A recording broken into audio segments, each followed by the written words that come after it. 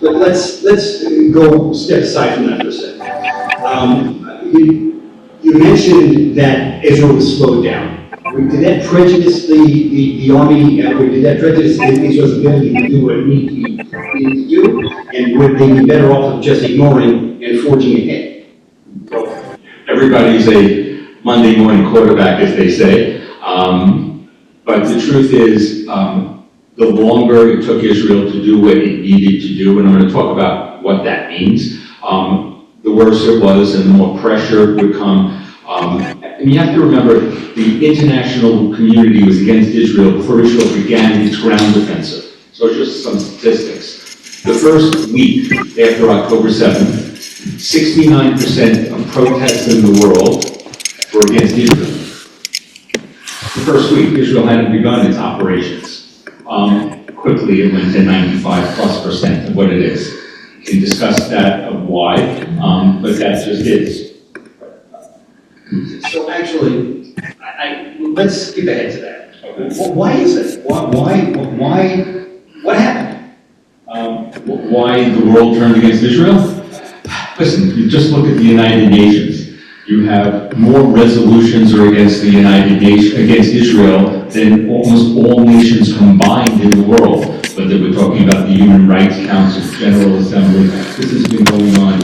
I have a piece, if anybody would take a look, it came out 2 days ago, in JNS, Jewish News Service, and that said, Zionism is racism is back. That was the infamous resolution equating Zionism as racism.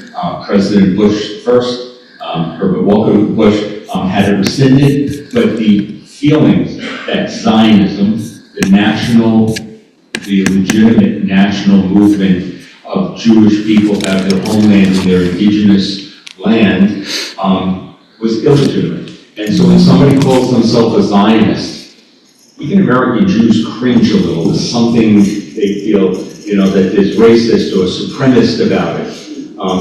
To his credit, President Biden has repeatedly called himself a Zionist. Great. Okay, thank you. Going back to the Gaza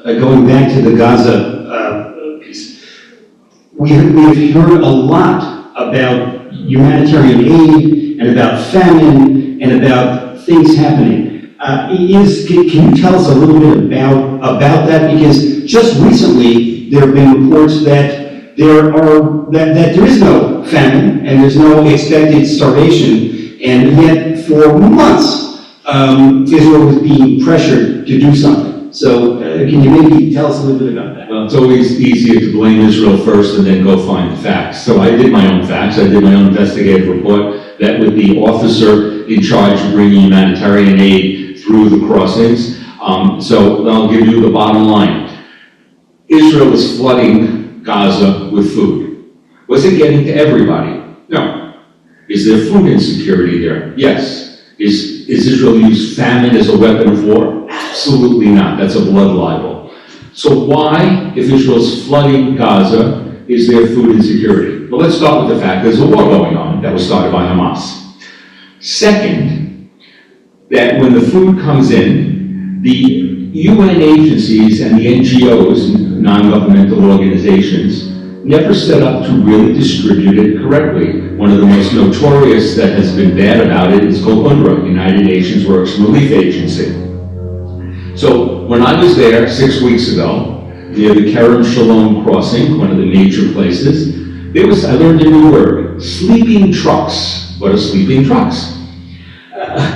They are trucks Israel has inspected, humanitarian trucks, put on the Palestinian side to be picked up, and then brought to the people. 70 were sitting, sleeping, and not picked up. Last week when I was in Israel at the Kerem Shalom crossing, there were 1,000 trucks that had not been picked up.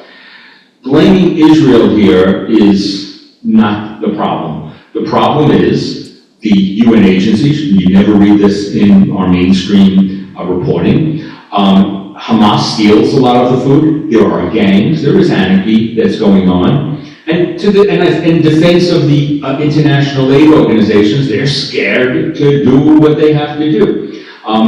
But as far as not bringing food, we have to bring them more food, or the American Pier, which is a boondoggle, costing us a third of $1 billion, totally unnecessary. The food was getting there, and if they needed it by sea, they could have easily brought it to Ashdod, the Israeli port just up the Mediterranean, and just bust into the So that was just something to placate. The president was placating a very critical base. Great. So